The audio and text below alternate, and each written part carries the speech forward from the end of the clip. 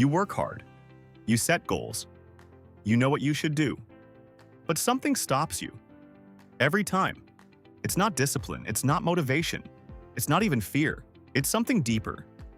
Something you can't see. Something you've been carrying your whole life.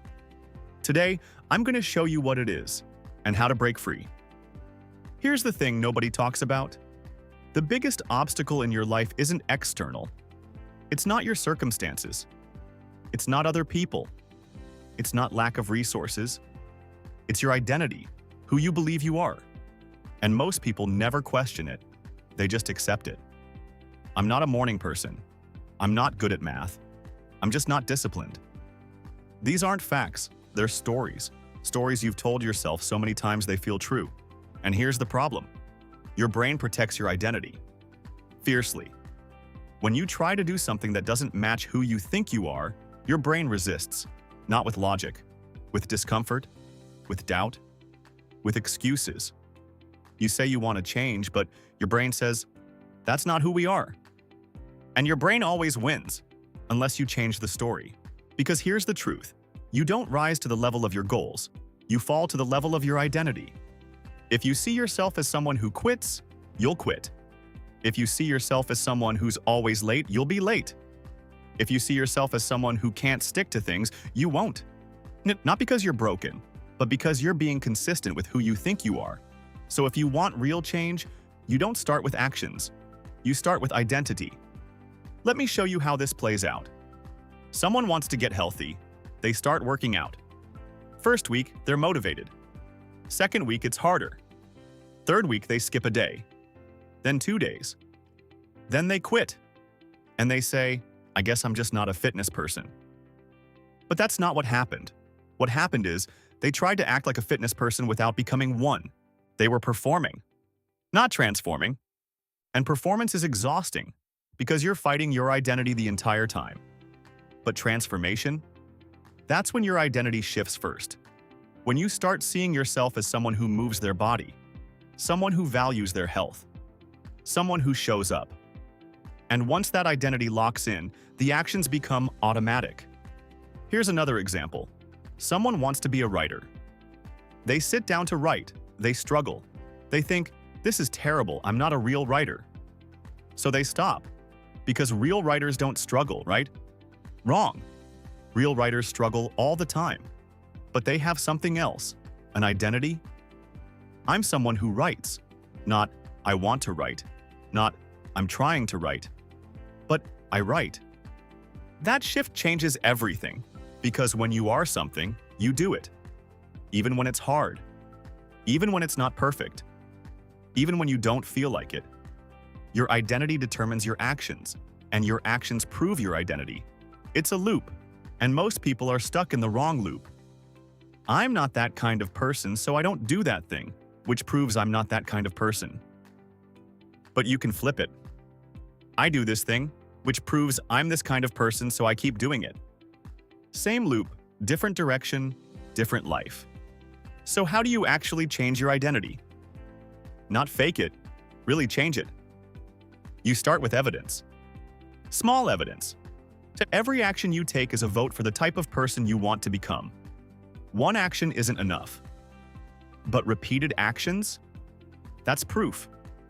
Your brain doesn't believe words. It believes behavior. You can say, I'm a runner all you want.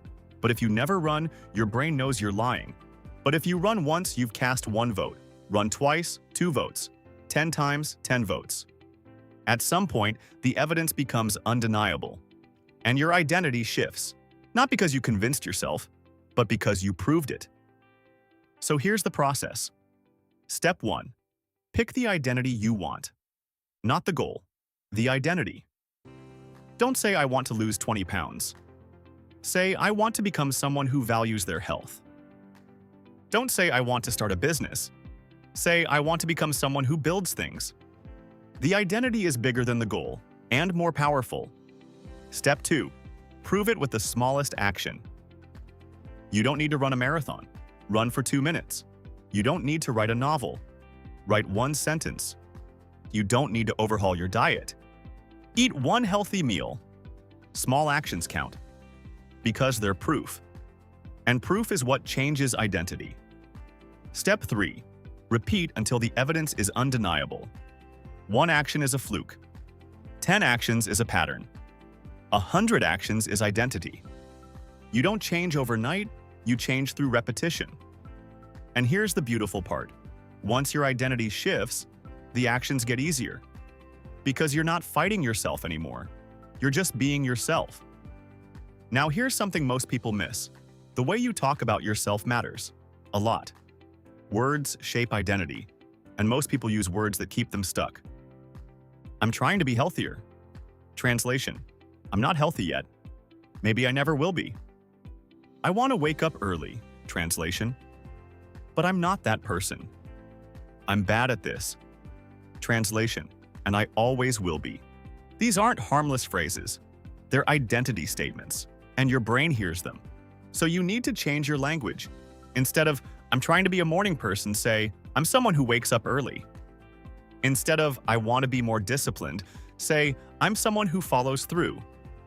Instead of, I'm working on being healthier, say, I'm someone who takes care of my body. Notice the difference? The first is aspirational. The second is declarative. Aspirational means maybe. Declarative means this is who I am. And when you declare it, even before you fully believe it, something shifts. You start looking for evidence. You start acting in ways that prove it true. This isn't fake it till you make it. This is declare it, then prove it. And here's the thing. You get to choose. You get to decide who you are, not based on your past, not based on what other people say, based on who you choose to be right now. Your past doesn't define you. Your actions today do. But here's the hard part. Your old identity doesn't want to die. It's comfortable, it's familiar, it's safe. And when you start acting differently, your old identity fights back. You start waking up early. Your brain says, this isn't you, go back to sleep. You start working out. Your brain says, you're not athletic, why bother? You start building something. Your brain says, who do you think you are? This is normal. This is the old identity trying to survive. And most people give in. They think, maybe I was right. Maybe I'm not that person. But that voice isn't truth. It's fear. Fear of change. Fear of becoming someone new.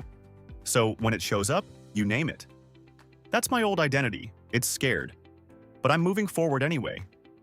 You don't fight it. You don't argue with it. You just acknowledge it and act differently.